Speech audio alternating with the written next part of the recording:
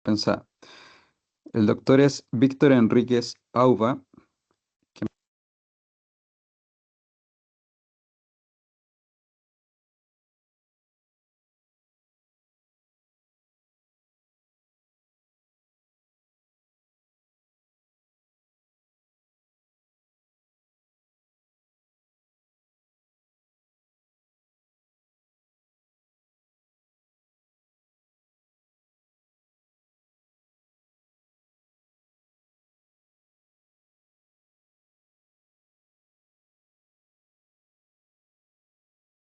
Y ahora sí, hemos tenido un problema con el inicio de la grabación. ¿El doctor está por ahí? Sí, estoy acá. ¿Me escuchan bien? Ya, ya, perfecto. Sí, yo te Entonces, perdí la señal. Fue universal entonces, ¿no? sí fue universal. Ah, ya. Entonces, vamos a continuar con la presentación. El doctor Víctor Enríquez Auba va a presentar el módulo de complicaciones de daño hepático crónico. Él es médico internista, gastroenterólogo y hepatólogo hemodinamista. Se desempeña en el Hospital Clínico de la Universidad de Chile y en la Clínica Santa María. Sus principales áreas de interés son el trasplante hepático, las enfermedades vasculares hepáticas y la hemodinamia hepática. Su presentación es cirrosis descompensada en la práctica clínica, del diagnóstico al tratamiento. Ya, perfecto. Y gracias por la Estoy con su presentación. De nuevo, presentación. gracias por la invitación. Eh, Comienzo nomás. Miren, la idea es tratar de pasar rápidamente, porque hay poquito tiempo, de la fisiopatología, cómo hacemos el diagnóstico y cuál es el tratamiento de las descompensaciones, y dejar claro algunos conceptos. Miren, am, acá, a ver. Ahí sí. Entonces, ¿qué es este concepto de la cirrosis descompensada? Es un concepto que marca un punto de quiebre entre una cirrosis compensada a aquella que presenta una descompensación. La, Hace poco tiempo la descompensación era un club del que no se salía, es decir, si uno presentaba un evento descompensante, uno no salía del club de la descompensación. Hoy en día hay un concepto nuevo que es la recompensación, pero lo usual es que con los pacientes que se descompensan tengan un cambio en su pronóstico. Un pronóstico, como ven acá, hay hartos números, pero tengan como la supervivencia a 5 años es cercana al 80%, con una supervivencia mediana de más o menos 10 años cuando es compensada, cae drásticamente cuando los pacientes presentan una descompensación. Incluso si se recuperan de ese evento descompensante, o si se logra tratar adecuadamente, la supervivencia mediana cae hasta 2 años, y a 5 años cercana al 30%. Por lo tanto, uno pasa de un escenario que no es perfecto, ¿no es cierto?, pero es bastante favorable, a un escenario que es bastante desfavorable. Y algunas Doctor, perdone palabras que lo con respecto. moleste un poquito. Discúlpame. ¿Está compartiendo pantalla de su presentación? Sí, estoy compartiendo pantalla, ¿no se ve? No, me parece que no. Disculpa, entonces voy a echarme para atrás. Vamos a compartir. Ahora sí. ¿Se logra ver bien ahí? Sí, ahí sí. Oye, disculpen entonces, Perfecto. miren. Déjenme ver acá. Cualquier cosa me interrumpen nomás. Miren, entonces lo que les comentaba era esto, que en cirrosis descompensada pasamos en un punto de quiebre, ¿no es cierto? Una supervivencia mediana de más o menos 10 años, cambiamos a una supervivencia mediana de 2 años, cambia harto la supervivencia, lo que confiere un escenario que no es perfecto, pero es más o menos favorable, a un escenario que es bastante desfavorable.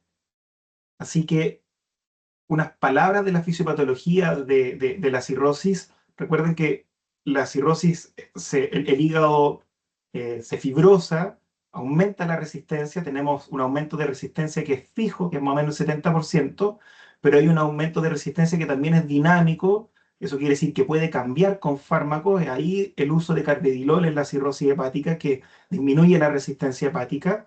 Esto produce hipertensión portal, lo que aumenta las sustancias vasodilatadoras, como pidiendo que se vasodilate el hígado, pero lo que genera es una vasodilatación esplácnica como consecuencia.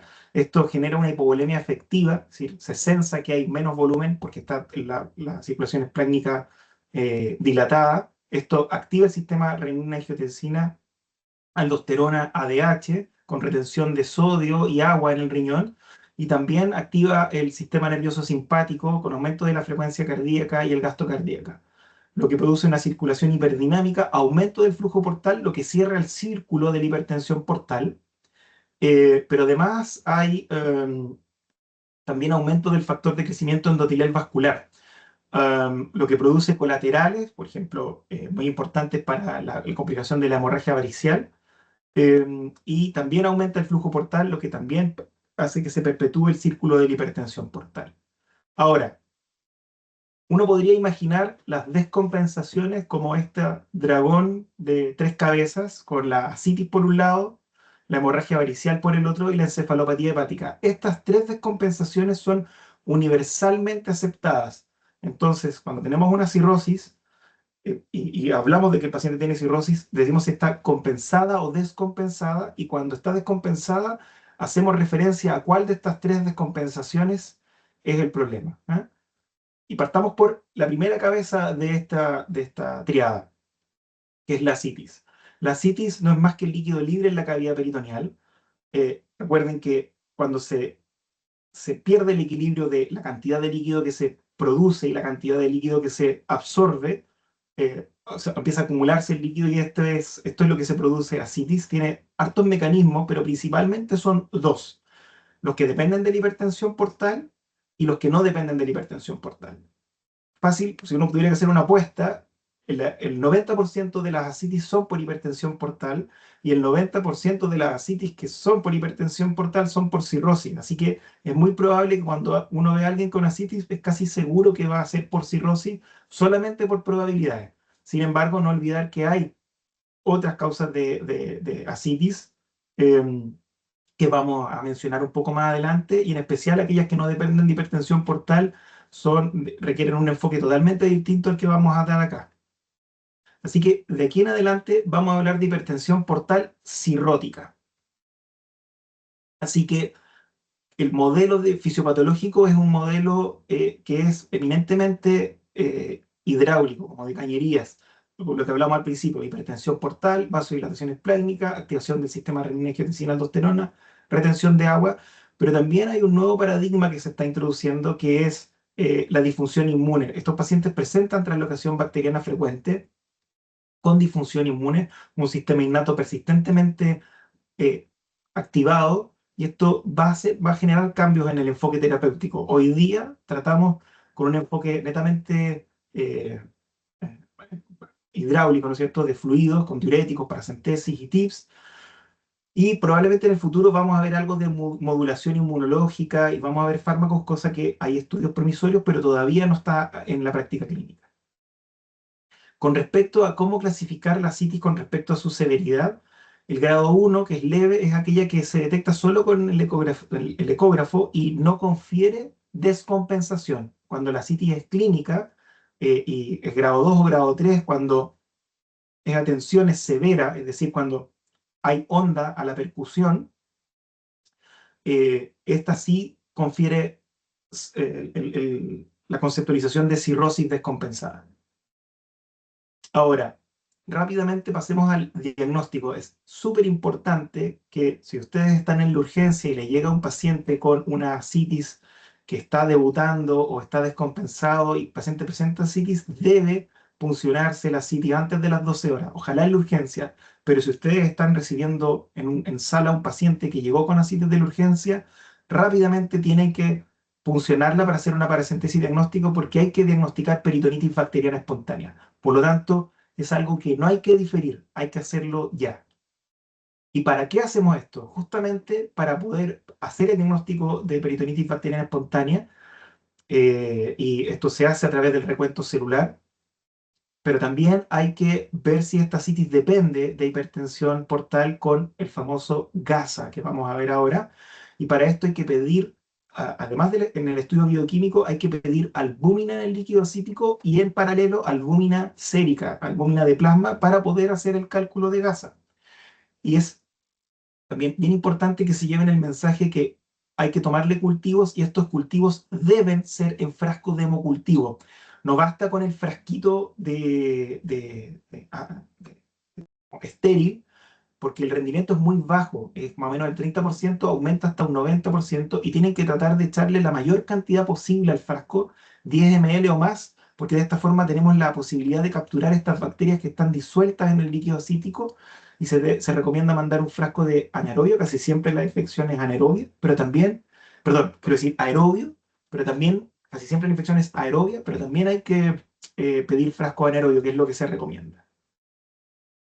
Y el GASA, que es crucial, es simplemente una resta entre la albúmina del plasma del paciente, del suero, y menos la albúmina de la citis. Cuando este GASA es mayor o igual a 1,1, es dependiente de hipertensión portal, casi siempre es cirrosis, pero puede ser cuando también tengan un problema que esté después del hígado. Lo más común es que sea por insuficiencia cardíaca, pero también puede ser por Budd-Chiari, pericarditis constrictiva, este tipo de, todo lo que aumente el tracto de salida del hígado. Y aquella que es menor a 1,1 va por otro carril, es un enfoque que va a buscar otras causas de ascitis, malignidad, TBC, pancreatitis, otras causas. Pero bueno, en nuestro caso nos vamos por el GASA mayor o igual a 1,1. Y después de esto, lo que debemos mirar en el líquido acítico son las proteínas, porque si las proteínas están aumentadas nos hace pensar en causas dependientes de hipertensión portal, pero distintas de cirrosis, causas habitualmente posthepáticas, cardíacas principalmente, pero también, como les mencionaba, el Budd-Chiari. Cuando la proteína es baja, esto es típico de cirrosis, que es el escenario que estamos enfrentando. Así que una vez tenemos hecho el diagnóstico, sabemos que es una ascitis, lo que la mayoría va a tener el reflejo de dejarle diuréticos para manejarla, furosemida, espironolactona, pero antes de eso hay que ver si estamos dañando al paciente, hay que ver si le estamos dando nefrotóxicos, ver cómo está la ingesta de sodio y ver si nuestro paciente necesita o no restricción de líquidos. Con respecto a las medidas protectoras, es muy frecuente que los pacientes lleguen con tratamiento antihipertensivo, que lleguen con un losartán colgando, con un hidroclorotiazida o también pueden venir con enalapril. Entonces, estos fármacos se meten con la hemodinamia renal, por lo tanto, es bueno sacarlos y, por supuesto, siempre sacar los antiinflamatorios no esteroidales y evitar eh, noxas añadidas, como por ejemplo en medio de contraste innecesario. Así que lo primero, dejar de dañar. Lo otro, con respecto a la restricción de sodio, en lo práctico basta con dar menos de 2 gramos de sodio al día, lo que equivale a menos de 6 gramos de sal. Una forma fácil de hacerlo es con estos sobrecitos. Hay que evitar ser súper estricto con la dieta baja en sal, porque esto hace que los pacientes coman menos, se pongan flacos, se pongan sarcopénicos, y esto trae problemas nuevos que no queremos. Y lo otro, es importante que la restricción de líquido no es rutinaria, solo cuando hay hiponatremia moderada o severa, es decir, menos de 125. Con respecto a los diuréticos, antes quizá ustedes que son más jóvenes no vivieron esto, pero se preconizaba el uso escalonado de diuréticos, que es empezar con espironolactona, después iniciar furosemida. Hoy día no se hace de esta forma.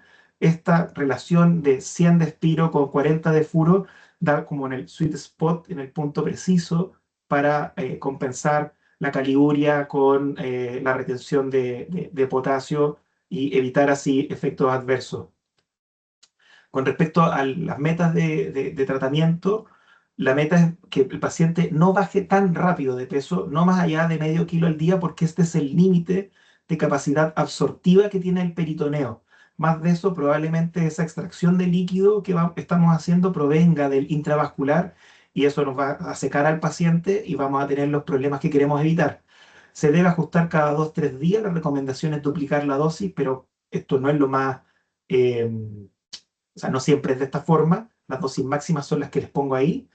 El índice de sodio-potasio nos permite timonear la cantidad de sodio que estamos sacando para ver si lo estamos haciendo bien, si el paciente nos está mintiendo en la cantidad de sal que ingiere, o debemos subir la dosis. Y, por supuesto, preocuparse de no producir noxa renal, no producir hiponatremia, no producir hipercalemia. Con respecto a la citis grado 3, la citis a tensión, aquí es importante detenerse un poco, porque la paracentesis evacuadora es el tratamiento de elección, pero si vamos a extraer más de 5 litros, es bueno reponer al menos 6 gramos, de 6 a 8 gramos de albúmina por litro. Para que tengan un ejemplo práctico, por ejemplo, si a un paciente le vamos a sacar 6 litros de líquido acítico y uno dice, bueno, repongámosle 6 gramos de albúmina, uno sería 6 por 6, 36 gramos de albúmina en esa paracentesis, y el frasquito de 50 ml de albúmina, que viene al 20%, trae 10 gramos de albúmina, por lo tanto con 4 frascos de reposición de albúmina estaríamos bien. Siempre que se pasen estos 5 litros, hay que reponer albúmina para evitar justamente la disfunción circulatoria post-paracentesis, que puede ser hasta bien tardía. Así que vamos a un tema escabroso que es la citis refractaria, que es cuando no funcionan los tratamientos que les he mencionado. Esto se define como en aquellos pacientes que les dejamos dosis plena de diurético, es decir, más de 400 de espiro y más de 160 de furosemida con restricción adecuada de sodio, y no logramos el control, o aquellos que no logramos darle la dosis máxima de diuréticos porque aparecen complicaciones asociadas a esto. En estos casos nos obliga a pensar en el TIPS. Les voy a explicar un poco el TIPS, es esto, no sé si se alcanza a ver mi mouse, ojalá que sí, pero es esta conexión que ocurre, que se realiza de forma endovascular entre la vena suprahepática con la vena portal. Habitualmente utilizamos la vena derecha, le ponemos una prótesis para conectar estas dos venas y de esta forma aumentamos el flujo, aumentamos un shunt y disminuimos la presión a nivel de la porta, y de esta forma bajamos la presión portal con el objetivo de que haya menos ascitis. No todos los pacientes lo pueden recibir, especialmente como hay un mayor chanteo de amonio. Los pacientes pueden tener encefalopatía, por lo tanto aquellos que tienen encefalopatía de difícil manejo, también uno aumenta harto la precarga del corazón, por lo tanto aquellos que tienen problemas cardíacos o hipertensión pulmonar no son buenos candidatos a TIPS, y en aquellos que tienen una disfunción hepática avanzada, el cambio del flujo de la circulación hepática puede generar problemas y aumentar la disfunción hepática, por lo tanto tampoco se puede utilizar en esto. Por lo tanto, la selección siempre es bien discutida y es un tema importante en la práctica hepatológica.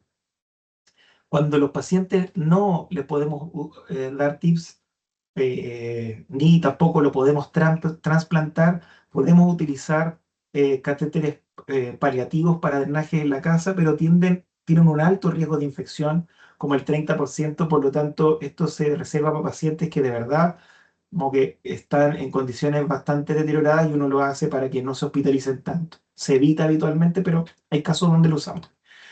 Y el trasplante es lo que cura la enfermedad de base y cura la ascitis. Por lo tanto, en aquellos que tienen ascitis refractaria es importante que se lo envíen a su hepatólogo amigo para poder evaluarlo, para ver si es tributario a trasplante. Los criterios de trasplante son estos: requieren hartas paracentesis, 6 o más en 6 meses. Por lo tanto, son pacientes que se han hospitalizado muchas veces para hacer paracentesis evacuadora, y la gracia de enlistarnos con este criterio de excepción es que los pacientes van juntando puntos por tiempo de permanencia en la lista de espera. Así que envíenlo nomás cuando tenga ascitis refractaria. Palabras que les quiero contar del tratamiento off-label: la albúmina es un fármaco que se puede utilizar en manejo domiciliario para evitar las paracentesis reiteradas. Se puede utilizar y es o sea, seguro se va a transformar en un fármaco de uso on-label, porque va a ser publicada la normativa en el nuevo consenso de Baveno, que es el consenso más importante de hipertensión portal, y va a ser un medicamento de uso consensuado. También la amiodarina es útil para aumentar la presión y de esta forma mejorar el flujo renal. Los baptanes, aquellos que se utilizan, son antagonistas de los receptores de vasopresina, se pueden utilizar, son bastante buenos en aquellos que tienen hiponatremia. En Asia, especialmente Japón, son de uso rutinario, y cada vez la generación de ustedes va a utilizar con más frecuencia la empaglifosina como fármaco diurético, y en cirrosis probablemente es un fármaco que va a agarrar fuerza, aunque hoy día no es un fármaco de uso rutinario, pero dado que su extensión está alcanzando indicaciones fuera de la diabetes, es un fármaco que vamos a utilizar cada vez más. Con respecto a las complicaciones de la citis, en honor al tiempo, solo se las voy a mencionar: la peritonitis bacteriana espontánea, la hiponatremia y el síndrome hepatorrenal. No tengo tiempo para hablar de cada una de ellas, pero tengo un canal de YouTube donde pueden ver las clases que se han dado de cada uno de estos temas. Con respecto a la hemorragia varicial, es otra descompensación. La historia natural de las varices funciona de la siguiente forma: el gradiente venoso de presión hepática es un subrogante de la hipertensión portal, se hace a través de un cateterismo venoso en la vena suprahepática, y con esto podemos tener una medida de la presión portal sin tener que pinchar la porta, y es actualmente el gol estándar. La presión normal es hasta 5, de 5 a 10 es una hipertensión portal eh, no clínicamente significativa porque no hay varices. De 10 en adelante hablamos de hipertensión portal clínicamente significativa porque aquí aparecen las descompensaciones, especialmente las varices. Acá más de 10 empiezan a aparecer las varices. El gradiente, la presión portal en el fondo es el predictor más importante en la aparición de varices. Cuando es más de 12 empieza a aparecer la hemorragia varicial, que es justamente de lo que vamos a hablar. Y aquí el tamaño de la varis es lo más importante para predecir hemorragia.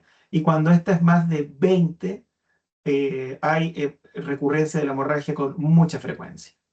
Así que aquí hay otro concepto. Dos conceptos centrales de la clase son cirrosis descompensada, un paciente que ha tenido hemorragia varicial, encefalopatía hepática o ascitis.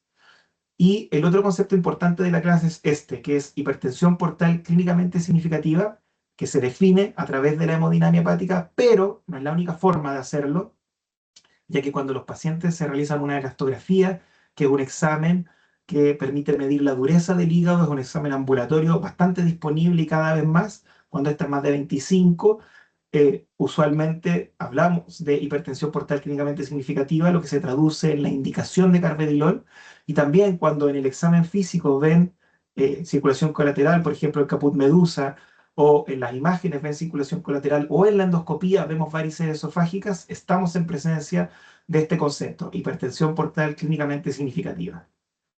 Este es un caso real del Hospital Clínico de la Universidad de Chile, un paciente que llegó con hematemesis, consciente, lúcido, había vomitado sangre, y eso es lo que vimos en la endoscopía, ¿no es cierto? Un chorro de sangre franco eh, por hemorragia digestiva varicial. Y acá, bueno, antes de la endoscopía hay que hacer bastantes cosas. Y aquí es donde entra el trabajo del médico que está de turno. Con respecto a la vía aérea, contarles que la intubación sistemática no es recomendada. En este paciente, con esa endoscopía, no tenía una hemorragia evasiva, no tenía inestabilidad hemodinámica, no tenía compromiso de conciencia, no lo intubamos, lo tratamos endoscópicamente y fue innecesaria, o sea, no, se hizo una intubación y el paciente evolucionó bien. De hecho, a este paciente se le puso un TIPS. Con respecto a la estabilización hemodinámica, recuerden que lo mencionamos, lo principal en lo que condice la aparición de varices es el gradiente, es la presión portal, por lo tanto es una reanimación restrictiva con cristaloides contra metas de presión y contra metas de frecuencia cardíaca. No hay que llenarlos de agua y la albúmina no tiene ningún rol en hemorragia digestiva varicial. Con respecto a los hemoderivados, también es una terapia restrictiva con estos umbrales, con hemoglobina menos de 7, y en pacientes que tienen, obviamente, comorbilidades, uno puede buscar umbrales más altos. Por ejemplo, un paciente que se infartó hace un mes atrás, obviamente uno va a ser bastante más enérgico con la terapia transfusional, pero lo usual es no llenarlos de transfusiones. Con respecto al plasma fresco y el crío precipitado, un mito que me interesa abolir acá es el del paciente cirrótico que sangra. Recuerden que los pacientes cirróticos tienen una recompensación de su hemostasia, tienen todos los, los factores de coagulación bajos, la mayoría de ellos están bajos, por lo tanto viven en un equilibrio nuevo. Es como, a mí me gusta esta analogía, es como que hubiera una ciudad con pocos policías y pocos ladrones, pero basta con que haya un policía corrupto o un robo para que no quede la escoba. Entonces, esto mismo ocurre en los pacientes cirróticos, que basta cualquier problema para que sangren o para que se trombosen, ¿ya? Así que el INR y el tiempo protrombina no predicen sangrado en cirrosis y no se debe corregir de forma rutinaria, y las plaquetas tampoco. Incluso con plaquetas bien bajas de menos de 50.000, no es necesario dar plaquetas de forma rutinaria en el escenario de hemorragia varicial. Solo cuando las plaquetas son muy bajas, con sangrado persistente, podemos considerarlo. Eso, con respecto a qué cosas sí cambian el pronóstico y que sí deben manejarlo, el uso de terlipresina. En las dosis que les comento acá, iniciarla precozmente antes de la endoscopía. Pacientes cirróticos que están con sangrado, inicien terlipresina. En bolo o en infusión, tienen la misma efectividad. En infusión tiene menos efectos adversos nomás. Y la profilaxis antibiótica, darla como norma general, darla siempre para prevenir peritonitis bacteriana espontánea. No olviden que la sangre funciona como un medio de cultivo en el intestino, aumenta la translocación bacteriana, aumenta la posibilidad de peritonitis bacteriana espontánea. Por esta razón damos ceftriaxona en estos pacientes. Con respecto al manejo específico, contarles nomás que la endoscopía no se apuren en pedirla, puede esperar, estabilicen primero al paciente. Y está demostrado que la endoscopía muy precoz, antes de las 2 horas, empobrece el pronóstico porque los pacientes no están correctamente reanimados. Así que puede ser contraproducente hacer una endoscopía muy rápido. Lo que hacemos nosotros, como ven acá, está una hemorragia, un sangrado bien importante de varis. Hacemos ligadura. Esto controla la mayor parte de las veces el sangrado. Podemos inyectar alguna terapia esclerosante para manejarlo cuando esto no funciona. Hay terapias puente que podemos utilizar cuando no funciona esto.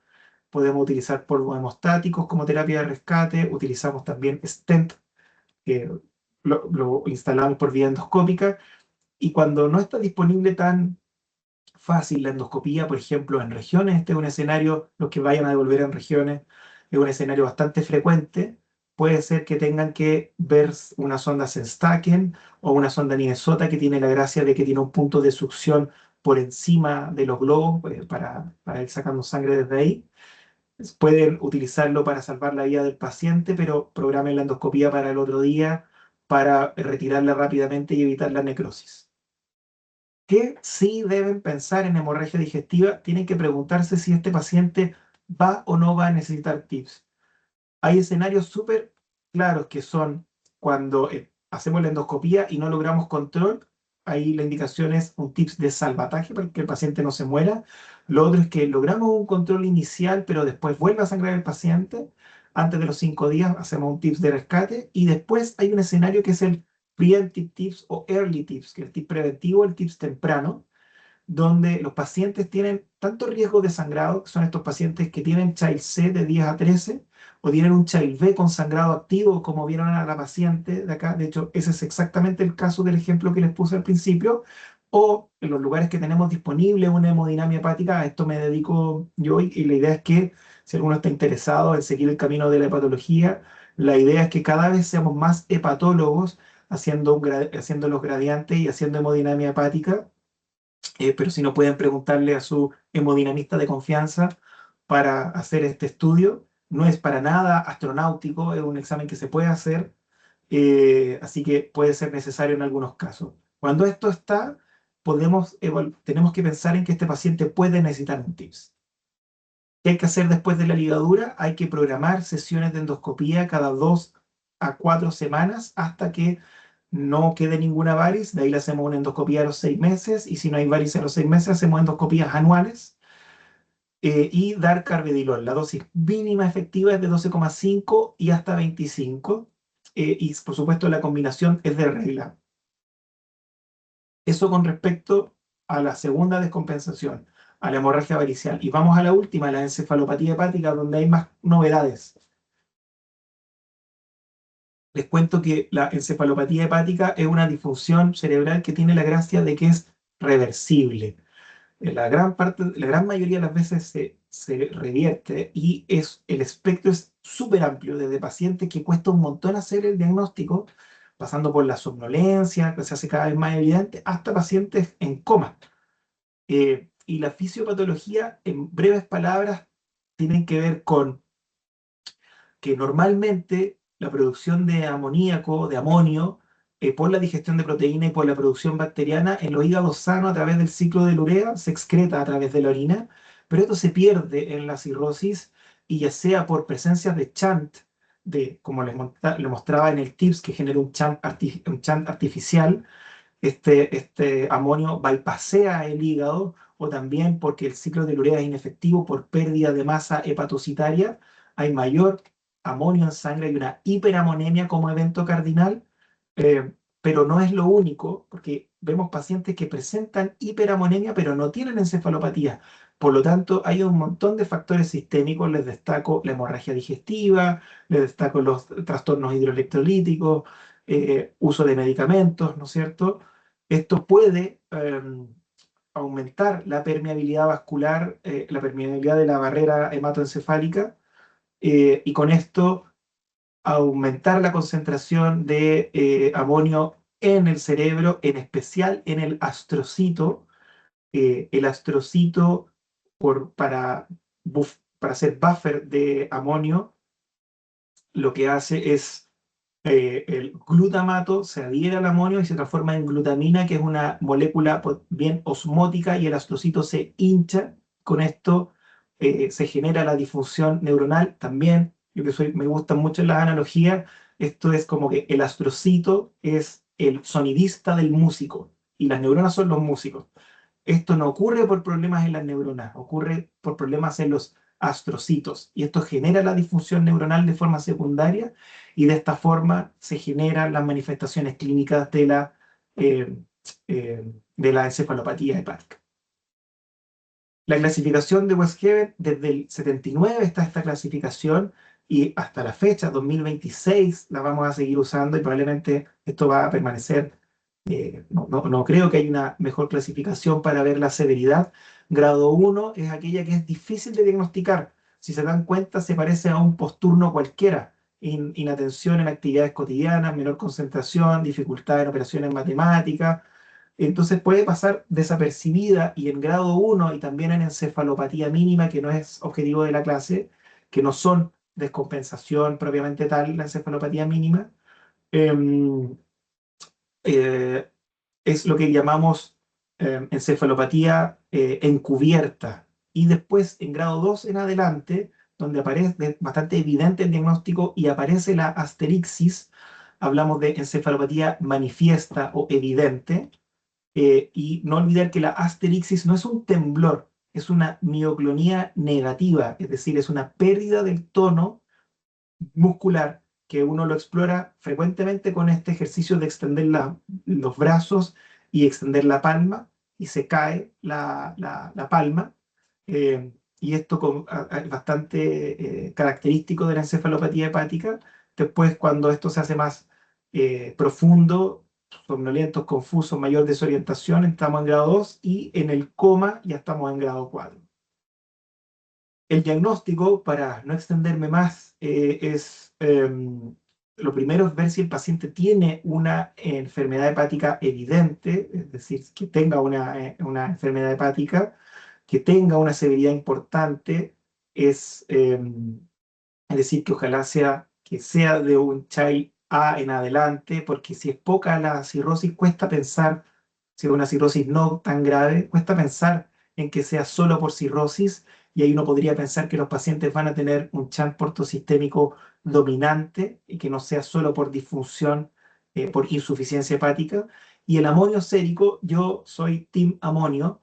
Creo que el amonio sérico tiene un rol principalmente porque si el amonio es normal, nos obliga a pensar en diagnósticos diferenciales, ya que solo un 10% de las encefalopatías hepáticas cursan con amonio sérico normal. El amonio elevado no es pronóstico ni diagnóstico, pero el amonio sérico normal amplía el diferencial. Por supuesto, hay que descartar otras causas, trastornos neuropsiquiátricos, infecciones, alteraciones electrolíticas, hipoglicemia, otras causas de compromiso de conciencia. Y con respecto al manejo y la evaluación, debemos pedir estudios de laboratorios completos, descartar que el paciente esté infectado, y unas palabras, perdón, antes de esto, Eh, para detener un poco acá, y ante duda diagnóstica o sobre todo focalidad, pedir imágenes, a lo que nos vamos a detener un poquito adelante. Esto es un poco de mi cosecha, les voy a poner los tres escenarios al tiro. Esto no aparece en las guías clínicas, es un poco mi interpretación. Me parece que en la encefalopatía hepática hay tres escenarios que son distintos. Un escenario es cuando tenemos un paciente que no teníamos idea que tenía eh, cirrosis y tiene un trastorno cognitivo que parece encefalopatía, por lo tanto ahí el foco debe estar en buscar la hepatopatía y caracterizar su severidad. Obviamente hay que tener un diferencial bastante amplio. Lo otro es el paciente cirrótico conocido que no había tenido encefalopatía y que hace el primer episodio de encefalopatía. Ahí es corroborar el diagnóstico y la severidad y por supuesto identificar factores desencadenantes.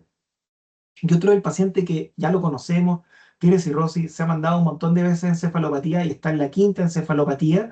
Por lo tanto, ahí va orientado a si el paciente se está tomando correctamente el tratamiento y ver si hay algún factor desencadenante, principalmente infección. Así que esto no está en la literatura, pero me parece que son escenarios bien típicos a la hora de la práctica clínica. Así que el diagnóstico lo hacemos de esta forma, preguntamos cómo está el tema de la orientación, vemos si hay asterixis, si todo esto es superado. Es poco probable que tenga una encefalopatía grado 2 en adelante, puede tener un grado 1 o pudiera tener una encefalopatía mínima, pero no es objetivo acá. Y cuando tenemos fallo en esto, la idea es caracterizar si estamos en presencia de grado 2, 3 o 4, y esto lo hacemos con el Glasgow para ver en qué lugar estamos. Esto es lo que me hizo detenerme, que es con respecto a quería hablar unas palabritas de la neuroimagen.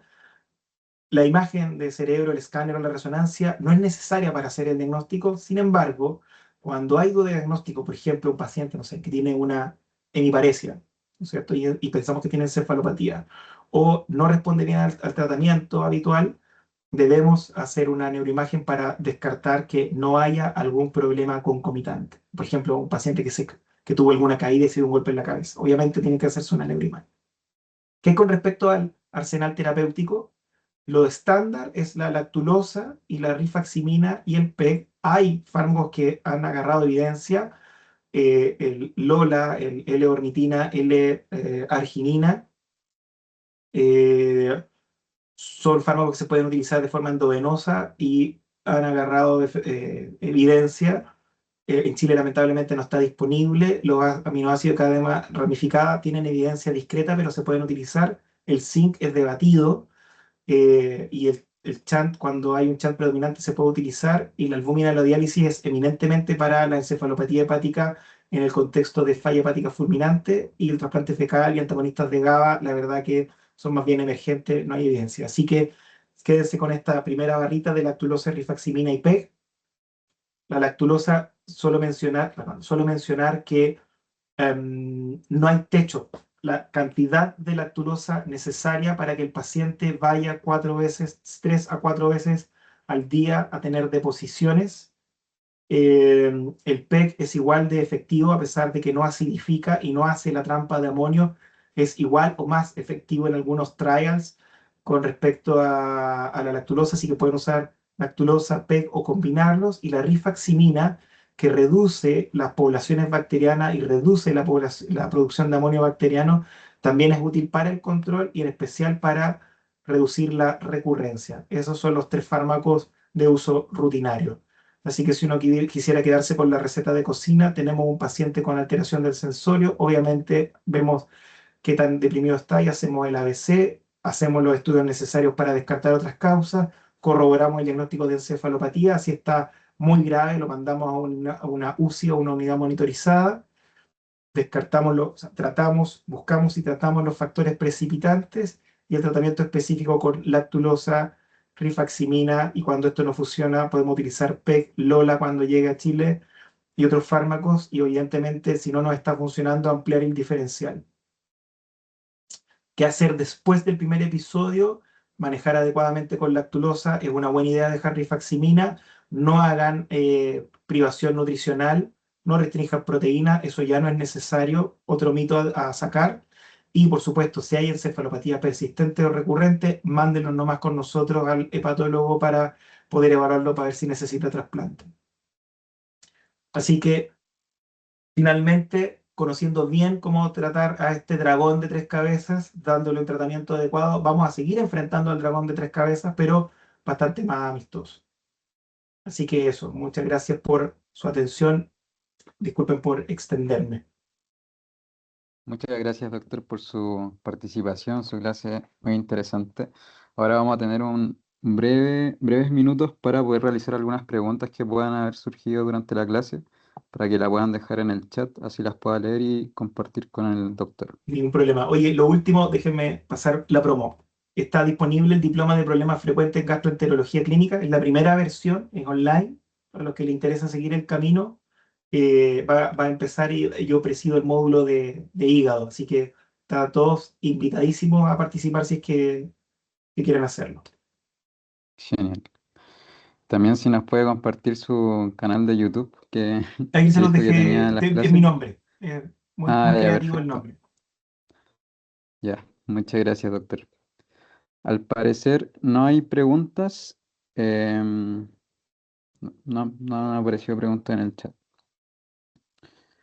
Así que estaríamos con eso, doctor. Muchas gracias Perfecto, por sí, su no, participación. Muy interesante la clase y vamos a tener ahora un pequeño break hasta las 19:20, donde comenzaremos con el segundo módulo. aquí empezaron a aparecer algunas preguntas, no sé si A ver, quieren revisemos. que las aborde. Dice, hola doctor, buenas, excelente clase. Quiero saber qué beneficio tiene el uso del Muy tranexámico. buena pregunta. Y la respuesta es ninguno. Ninguno. No utilicen ácido tranexámico en hemorragia digestiva varicial. No tienen ninguna evidencia en hemorragia digestiva varicial. Es una medida heroica. No lo usen de rutina. Aprovecho para destacar y reforzar la idea del rebalanceo de la hemostasia del cirrótico. ¿Ya? Eh, Recordar que estos pacientes hay que sacar el mito del cirrótico que sangra, es decir, el INR alterado del cirrótico, el tiempo de protonvir alterado del cirrótico no refleja el estado de coagulación del paciente. Hay pacientes que pueden tener INR altos porque tienen caída de los factores de coagulación que están involucrados en el cálculo del INR, eh, y esto no traduce el riesgo, así que no utilicen ácido tranexámico de forma rutinaria en este escenario. En realidad, evítenlo en el cirrótico porque el cirrótico puede trombosarse. Eh, lo otro que, no, en honor al tiempo nomás, no les comenté que ustedes como nueva generación cada vez van a ver más el uso del tromboelastograma, el test de Rotem, que justamente tiene mucha evidencia en hemorragia digestiva varicial, que es algo que por el costo no se usa tan de forma rutinaria, y ustedes van a estar más familiarizados de lo que estoy yo con esto, porque son la generación nueva. Y esto es una forma de medir la coagulación que es bastante más efectiva para timonear la terapia transfusional en el escenario de cirrosis y en todos los escenarios. Así que mencionar un poco palabras de eso. Con respecto a la albúmina no tiene un rol en hemorragia activa para expandir volumen, no lo usen para eso. La albúmina podría tener un rol, por ejemplo, si este paciente después concomita con algún deterioro de la función renal, sospecha que tenga síndrome hepatorenal concomitante, pero no en el escenario de hemorragia digestiva varicela aguda. Ahí utilicen el suero fisiológico de toda la vida. Eh, Después, doctor paciente sin antecedente claro de cirrosis hepática, pero con antecedente de consumo de OH de larga data, que llega con hemorragia digestiva, manejo de diabetes, lipesina. Ahí hay una pregunta difícil, pero yo creo que si tienen la duda de que el paciente, por ejemplo, ahí usen el examen físico, busquen si el paciente tiene arañas vasculares, por ejemplo, de estigmas de cirrosis, busquen ictericia, vean en los exámenes si tienen, por ejemplo, trombopenia como marcador de hipertensión portal, hipoalbuminemia como marcador de insuficiencia hepática, busquen otras cositas. Y si tienen dudas de que el paciente pueda tener cirrosis y está con sangrado activo, déjenle una dosis de terlipresina, lo único que va a pasar es que vamos a hacer la endoscopía, vamos a ver que no era por sangrado inicial y se las vamos a sacar. Recuerden que la terlipresina tiene riesgo a los pacientes de producir isquemia, infarto, cuidado con ese setting de pacientes con respecto a las dosis. Pacientes muy añosos con antecedentes cardiovasculares, ojo ahí con la terlipresina, especialmente con las dosis muy altas de terlipresina. Ahí quizás ser un poquito más cauto. No dar, pero sí no dosis tan altas. Bien. Hay algunos comentarios. Muchas gracias, doctor. Todo súper claro. Bueno, nuevamente desde la SEM le damos muchas gracias, doctor, por su participación. Y, y eso, gracias por estar con nosotros y compartir también de su, digamos, de su tema de interés. Eso, muchas gracias, chicos. Gracias por la invitación de nuevo, ¿eh? De verdad, un gusto participar. Que estén muy bien Muchas y gracias. quedo disponible. Ahí están mis datos de contacto por si quieren algo más. Que estén muy bien, que tengan buena noche. Perfecto. Bien, entonces ahora vamos a pasar un espacio de break para luego pasar a las 19:20 con el segundo módulo. Así que las personas que se vayan a reincorporar para el segundo módulo, recuerden también utilizar el nombre completo para que puedan estar bien anotados en la asistencia. Oye, lo único que iba a preguntarles si es que pudieron grabar la clase, si me la pueden enviar si es Sí, que quedó sí, grabada. quedó grabado. Sí, yo Muchas gracias. luego mando al equipo de logística la solicitud. Perfecto, Ya, gracias, que doctor. estén bien. Chao, chao. Muchas gracias. Chau, chau.